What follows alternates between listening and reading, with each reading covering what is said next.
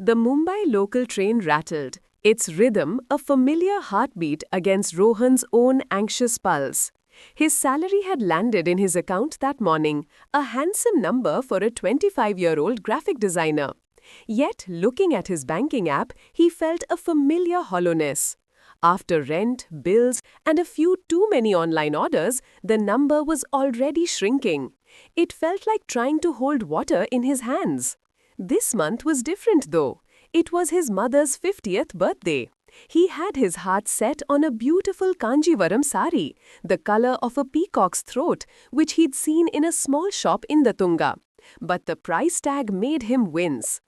"How can I earn so much and still feel so poor, yaar?" he muttered to himself, the scent of jasmine from a nearby flower stall mixing with the city's humid air.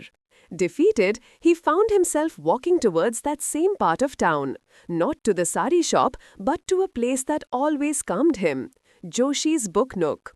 Mr. Joshi, an old friend of his father's, was a man whose wealth was not in his bank account, but in his tranquil smile and the thousands of stories that lined his walls.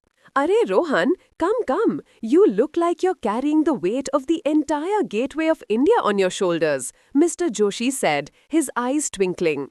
Rohan sighed, sinking into a worn-out armchair. He explained his dilemma, the salary that vanished, the sari he couldn't afford, the feeling of being stuck on a treadmill.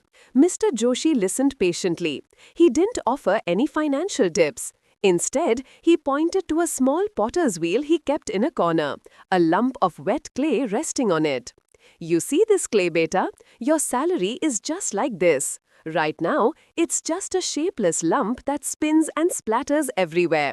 He placed his hands gently on the clay.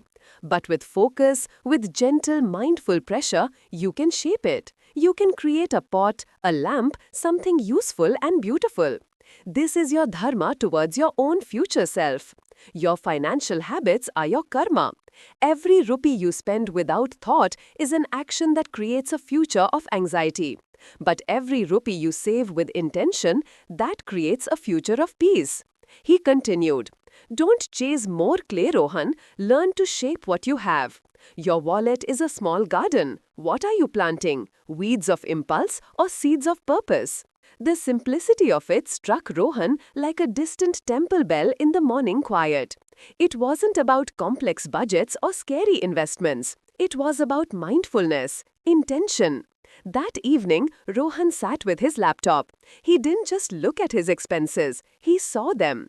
The 3 coffee subscriptions, the online games, the cab rides for distances he could have walked. It wasn't about judgment but awareness.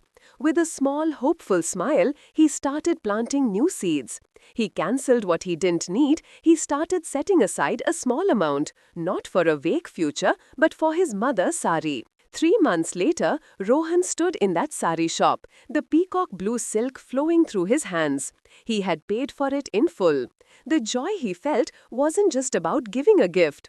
It was the quiet, profound wonder of having shaped his own clay, of tending to his own garden. He realized true wealth wasn't about what you earned, but about the peace and purpose with which you lived.